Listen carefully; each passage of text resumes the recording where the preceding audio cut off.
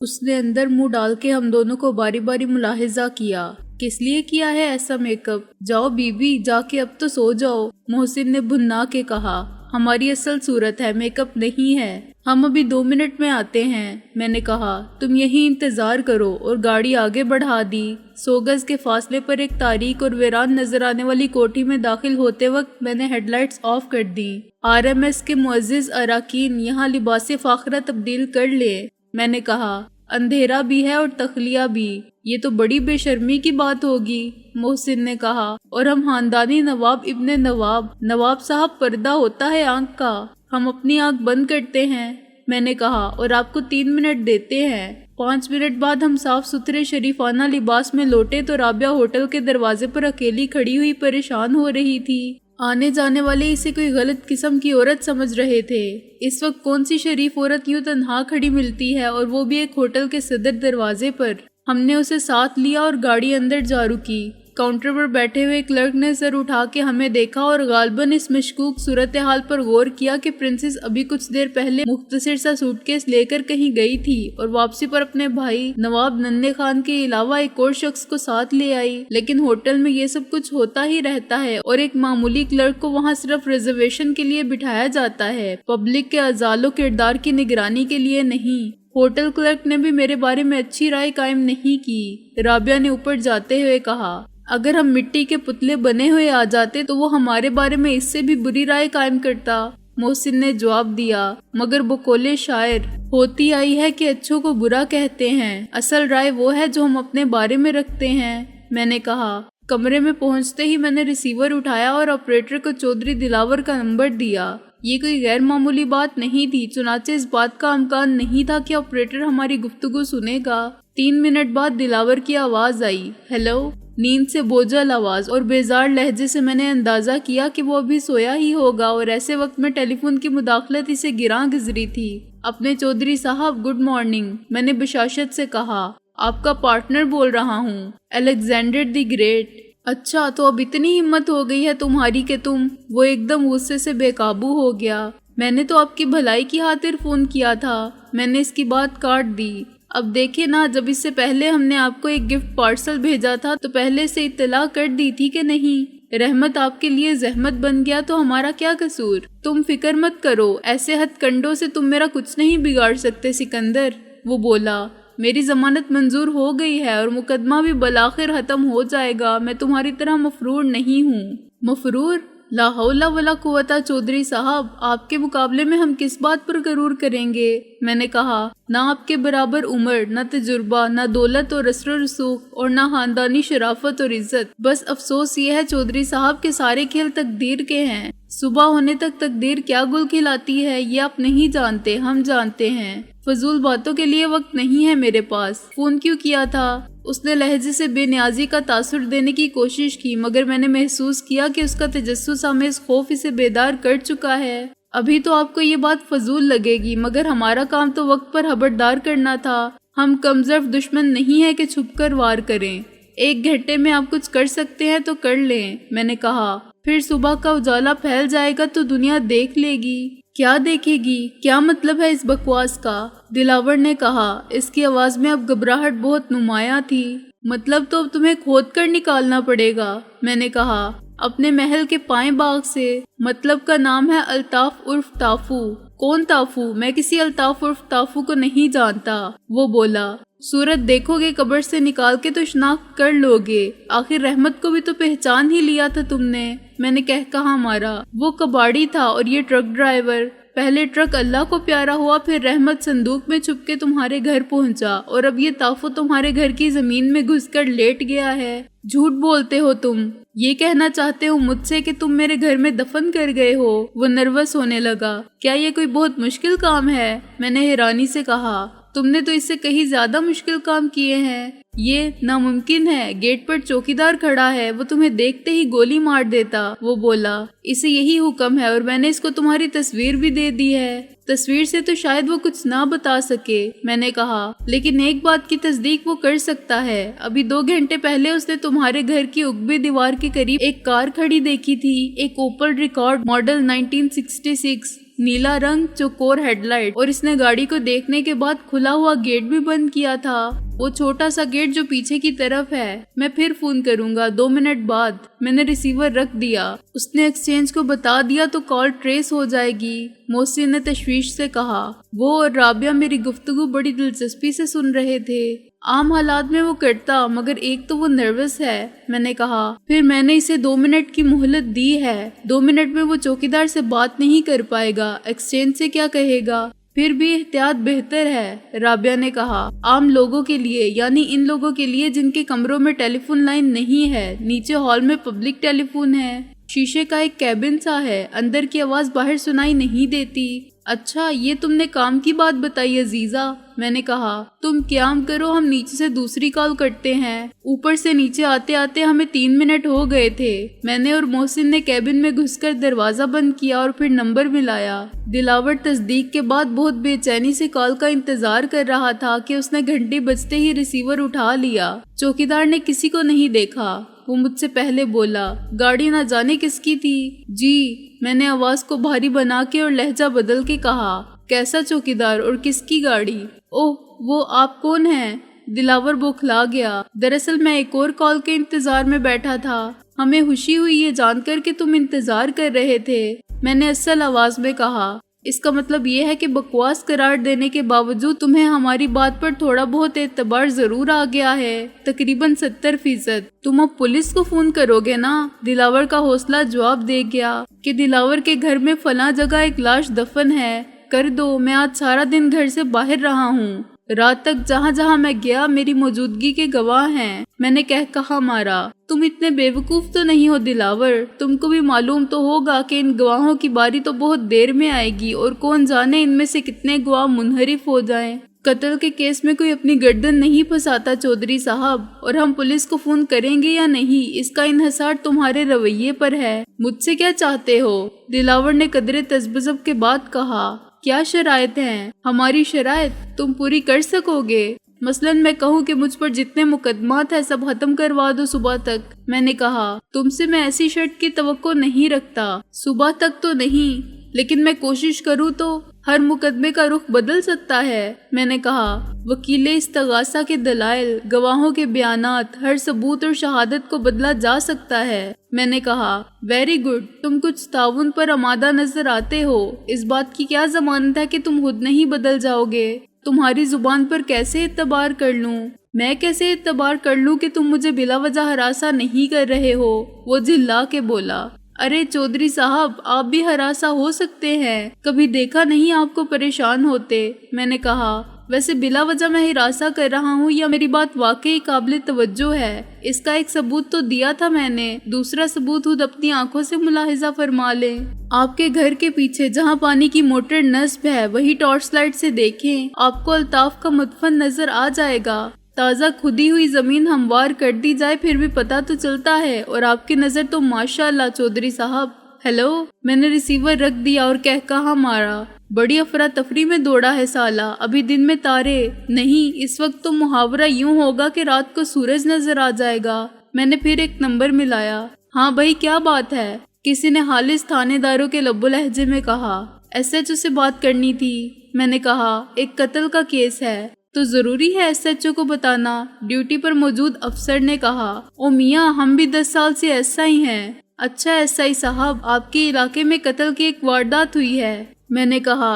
अल्ताफ उर्फ ताफू नाम का एक ट्रक ड्राइवर था, उसे आज दिन में छुरे से ज़िबा कर दिया गया है और इस वक्त कातिल इसकी लाश को जमीन में गाड़ रहे हैं। आप अगर जल्दी करें तो जाए वारदात पर पहुंचकर सबको गिरफ्तार कर सकते हैं और लाश भी बरामद कर सकते हैं जो वहीं पड़ी है। तुम कौन हो? ये सब कुछ कैसे जानते हो? नाम बताओ अपना। सब इंस्पेक्टर एकदम चौकन्ना हो गया। मैं अपना नाम नहीं बता सकता जी, उसी घर का एक मामूली सा मुलाजिम हूँ, डरता हूँ, मैंने कहा। चौकीदार रखा था मुझे, मगर जनाब मैं लानत भेजता हूँ इस नौकरी पर, कल को यही अंजाम मेरा हो सकता है। ओ यार, अपनी बकबक बंद करो, पता बताओ किसने कत्ल किया है? सब इंस्पेक्टर गर्म होने लगा।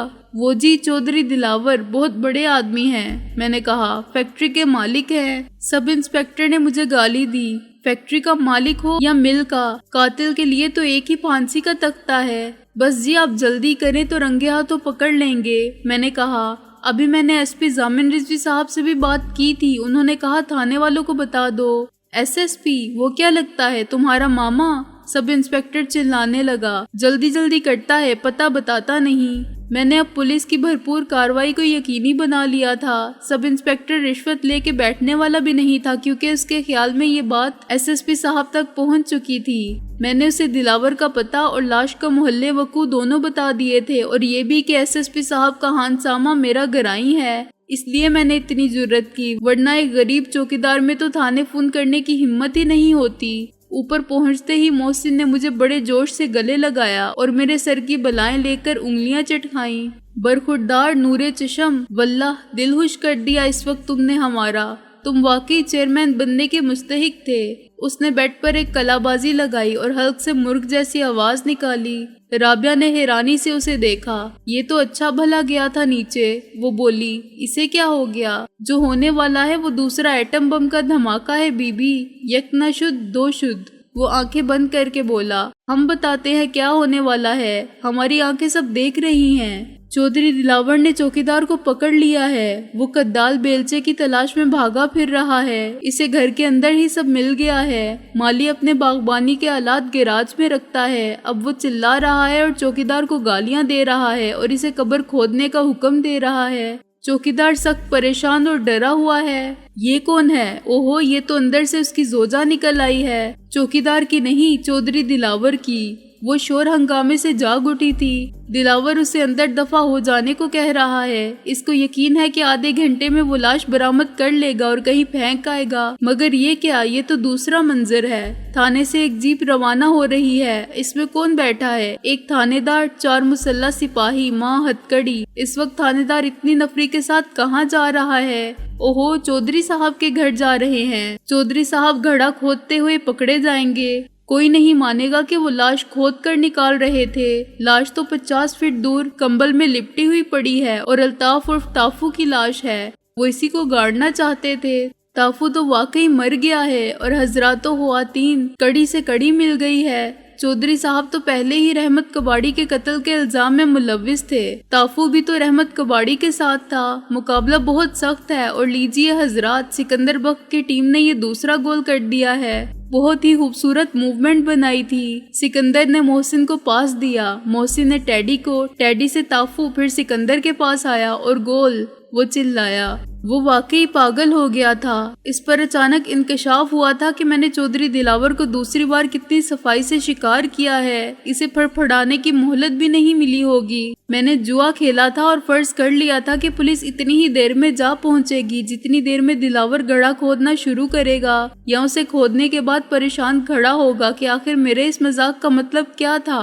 مجھے 100% نہ صحیح 90% امکانات پانسا اپنے حق میں پلٹنے کے نظر آتے تھے، لیکن میری چال کامیاب رہی یا نہ رہی اس کا پتہ صبح ہونے سے پہلے نہیں چل سکتا تھا۔ محسن اب تفصیل سے رابعہ کو بتا رہا تھا کہ چودھری دلاور پر دوسرے قتل کا یقینی الزام آنے کے بعد اس کی ضمانت منسوخ ہو جانا بھی یقینی ہے۔ بہت ہوشیار بنتا تھا الو کا پٹھا، اب سمجھ لو گیا پھانسی کے تختے پر۔ کس کس بات کو جھٹلائے گا؟ پہلے والا کیس بھی بہت خراب ہو گیا تھا، کیونکہ پہلے اس نے انکار کیا اور انسپیکٹر سے لڑ پڑا۔ پاگل ہو جائے گا آج تو وہ، مگر ہتکڑی اور جیل سے اس کا باپ بھی نہیں بچا سکتا اسے۔ وہ بہت جوش میں تھا اور پٹاخے کی طرح اچھل رہا تھا۔ رابعہ کا چہرہ تمتمانے لگا تھا اور میں خود اعصابی ہیجان میں مبتلا تھا۔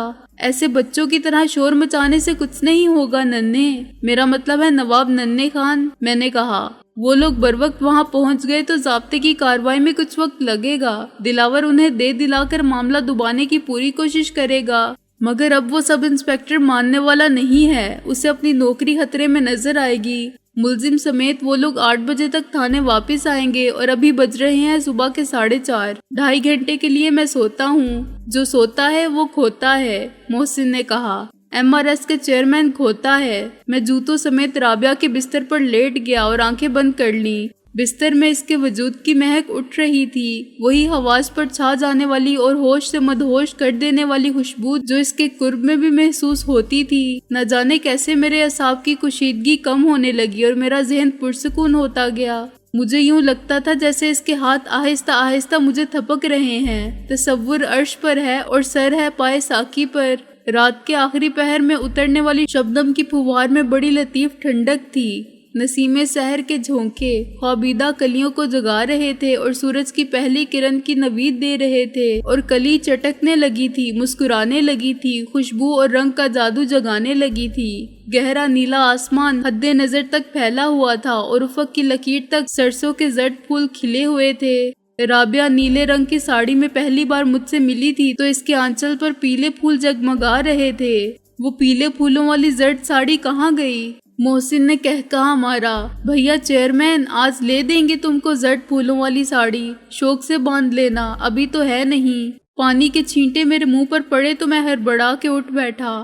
محسن کو ہنستا دیکھ کر مجھے بھی ہنسی آئی، پھر بھی میں یہ نہ سمجھا کہ بات کیا ہے۔ رابعہ کی طرف دیکھ کر مجھے شک ہوا کہ محسن کی ہنسی سے اس کا چہرہ سرخ ہو رہا ہے۔ کیا ہوا ہے مجھے؟ سینگ نکل آئے ہیں میرے سر پر سوتے میں نے آئینے میں اپنی صورت کو ملاحظہ کیا۔ ایسے کیا نظر آئے گا؟ محسن بولا، شاعر کہتا ہے جگر کی چوٹ اوپر سے کہیں معلوم ہوتی ہے، جگر کی چوٹ اوپر سے نہیں معلوم ہوتی ہے۔ سوتے میں آپ خاتون ایڈوکیٹ سے سوال کر رہے تھے کہ وہ پیلے پھولوں والی نیلی ساڑی کہاں ہے۔ میں نے ان سے کہا بھی ہے کہ آپ کے پاس ہے تو دے دیں، مگر انہوں نے ڈانٹا بلا وجہ کہ میرے پاس تو ہے نہیں۔ اچھا، میں نے کہا، نہیں ہے تو ہونی چاہیے، کیا خیال ہے؟ اٹھتے ہی شروع ہو گئی لائن میں گڑبڑ۔ چلو تم اٹھ کے نہا لو تو ناشتہ کریں۔ ارے ایسے نہیں رابعہ، یوں کہو۔ اجی اب اٹھ جائے نا، محسن نے نقل اتاری۔ اللہ ناشتہ ٹھنڈا ہو رہا ہے۔ ارے غضب خدا کا، مارتی کیوں ہو؟ اچھا بی بی مت کہو ایسے، ہماری طرف سے لٹ مار کے اٹھاؤ۔ میں تولیہ اٹھا کے باتھ روم میں گھس گیا اور مجھے یہ سب بہت اچھا لگا۔ اس گھر کی زندگی کی ایک تصویر یا ایک جھلک جو ہنوز ایک خواب تمنا کی طرح ہمارے خیالوں میں آباد تھا، اور اس کے حد و حال وقت کی سخت ترین آزمائش میں بھی روشن رہے تھے۔ ایک نہ ایک دن میرے خیالوں سے نکل کر وہ گھر زمین پر زندہ حقیقت کا روپ ضرور دھارے گا، بشرط یہ کہ زندگی نے مہلت دی۔ ایسا ہی ایک شہر آرزو اپنی آنکھوں میں بسائے یہاں سے میلوں کے فاصلے پر شہلا بھی آنے والے دن کا انتظار کر رہی تھی۔ اس وقت مجھے اس تصویر میں اس کی کمی محسوس ہوئی، جیسے 4 رنگوں میں چھپنے والی تصویر مکمل تو ہو مگر ایک رنگ سے محروم رہ گئی ہو۔ وہ ہوتی تو میں بھی اسے چھیڑتا۔ یہ محسن کی ہمت تھی کہ وہ اکیلا ہی ہنس رہا تھا اور ہمیں بھی ہنسا رہا تھا، ورنہ باقی دنیا تو خون کے آنسو رلانے پر آمادہ تھی۔ باتھ روم سے نکل کر میں نے محسن کا ہی سوٹ پہنا جسے رابعہ نے بڑی صفائی سے پریس کر دیا تھا۔ وہ رضوی صاحب کے گھر سے کوچ کرتے وقت اپنی سفری استری بھی رکھ لائی تھی جو بہت چھوٹی سی اور ہلکی پھلکی تھی، مگر کام وہی کرتی تھی جو بڑی استری۔ جب اس نے مجھے میچ کرتی ہوئی ٹائی دی تو ایک لمحے کے لیے میری اور اس کی نظر ملی اور میرا دل مچلنے لگا کہ یہ سب کچھ چھوڑ دوں اور وہی کروں جو رابعہ نے مجھے بہت پہلے کہا تھا۔ اس زمین سے کسی دور افتادہ اور گمنام گوشے میں وہ گھر بسا لوں جس میں رابعہ ہر روز مجھے اسی طرح بیدار کرے جیسے محسن نے کہا تھا، اور وہ اسی طرح۔ بھائی یہ جوتے بھی میں نے پالش نہیں کیے ہیں، وضاحت ضروری ہے۔ محسن نے کن اکھیوں سے مجھے دیکھ کر کہا اور ہنسا، تو اگر اسی طرح ہمارے ساتھ رہا تو حالت دن بدن ابتر ہوگی۔ میں نے کہا، شہلا کو بلوا لیتے ہیں، نہ جانے آج مجھے بھی وہ کیوں یاد آ رہی ہے۔ محسن نے آہ بھر کے کہا، اور اس کے ساتھ ہی اماں کی یاد آتی ہے تو میں اپنے آپ سے نظر نہیں ملا سکتا۔ مجھ سے زیادہ بدقسمت بیٹا کون ہوگا جس نے ماں کی قدموں کے نیچے آبا و جنت پا کے گوا دی۔ اس وقت میں ان کی خدمت کر لیتا تو یہ تمام عمر کی خدمت سے بڑھ کر ہوتا۔ وہ بے حد سنجیدہ اور جذباتی ہو گیا تھا۔ رابعہ نے اس کے کندھے پر ہاتھ رکھا۔ تم آج ہی چلے جاؤ، اپنے ساتھ ہمیں احساس جرم میں مبتلا مت کرو۔ ان کی نظر میں تو گناہ گار ہم ہوں گے کہ ان کے بیٹے کو ان سے دور کر دیا ہے۔ نہیں، تم میری ماں کو نہیں جانتی رابعہ، وہ اداس ہو کے بولا۔ انہوں نے تمام زندگی ہم سب کو صراط مستقیم پر چلنا سکھایا۔ عام لوگوں کی نظر میں وہ ایک سخت گیر ماں تھیں اور ایک ایسی بیوی جو شوہر پر حاوی رہی، لیکن یہ حقیقت ہے رابعہ کہ ان کے بغیر ہم لوگ اس ریوڑ کی طرح ہوتے جس کا گڈریا اتنا بے بس اور کمزور ہو کہ ان کی حفاظت نہ کر سکتا ہو، انہیں جنگلی درندوں سے اور جنگل کے راستوں سے بچا کے سلامتی کے ساتھ گھر نہ لا سکتا ہو۔ میرے والد سرکاری فائلوں پر یقیناً بہت اچھے نوٹ لکھتے ہوں گے اور صحیح فیصلے صادر کرتے ہوں گے، مگر ان کے پاس گھر اور ازدواجی زندگی جیسی ذمہ داریاں نبھانے کے لیے وقت ہی نہ تھا، اور وقت اس لیے نہیں تھا کہ ان میں ان کی صلاحیت نہ تھی۔ مجھے تعلیم کے لیے پردیس بھجوانے کا فیصلہ بھی میری ماں نے ہی کیا تھا، حالانکہ مائیں بہت جذباتی ہوتی ہیں اولاد سے جدائی ان پر بھی شاق گزری ہوگی، مگر انہوں نے میری بہتری کی خاطر خود پر جبر کیا، اور یہ بات میں آج بتا رہا ہوں۔ جب میں نے ان کے متعلق ڈاکٹروں کا حتمی فیصلہ سن لیا اور خود ان کو بھی معلوم ہو گیا کہ اب وہ چند دن کی مہمان ہیں، تو میں نے ان کے پاس رہنے کا فیصلہ کیا تھا، لیکن انہوں نے کہا، محسن تو یہاں رہ کے میری کیا مدد کرے گا بے وقوف، مقدر کے لکھے کو کون بدل سکتا ہے؟ زندگی کا تو ایک ایک لمحہ دستے قدرت میں ہے، اور کوئی چاہے نہ چاہے اس سے آگے ایک سانس کی مہلت نہیں ملتی۔ فرق صرف اتنا ہے کہ کچھ لوگوں کو اس وقت کے آنے سے پہلے کچھ معلوم نہیں ہوتا اور موت اچانک آ لیتی ہے۔ میں تو خوش قسمت ہوں کہ مجھے پہلے سے پتہ چل گیا اور میں نے وہ سب کام کر لیے جو ضروری تھے، ورنہ مجھے حسرت ہی رہتی کہ ذمہ داریوں کا بار نہ اتار سکا۔ اب فوزیہ اپنے گھر کی ہو گئی اور وہ خوش ہے۔ تیری فکر تھی تو خدا نے میری سن لی اور گھر بیٹھے سب انتظام کر دیا۔ خدا کو رحم آ گیا مجھ پر کہ یہ بیمار کہاں چراغ لے کر ماری ماری پھرے گی۔ ہر ماں کو بہو لانے کا ارمان ہوتا ہے اور اس کی نظر خوب سے خوب تر کی تلاش میں اسے در در لیے پھرتی ہے۔ مجھ میں اتنا حوصلہ کہاں تھا؟ شہلا نے میرے کلیجے کو ٹھنڈا کر دیا ہے۔ اب مجھے تیری بھی کوئی فکر نہیں ہے کہ بعد میں تیری زندگی کیسی گزرے گی۔ خدا تم دونوں کو لمبی زندگی دے، تم کو وہ ساری خوشی خود مل جائے گی جس کی سب تمنا کرتے ہیں مگر پاتے خوش نصیب ہی ہیں۔ اس کے بعد بھی میں ٹھہرنے پر مصر تھا، مگر انہوں نے کہا کہ ایسے وقت میں سکندر کو مت چھوڑو۔ میں دم بخود بیٹھا تھا اور خود بھی بے حد افسردہ ہو گیا تھا۔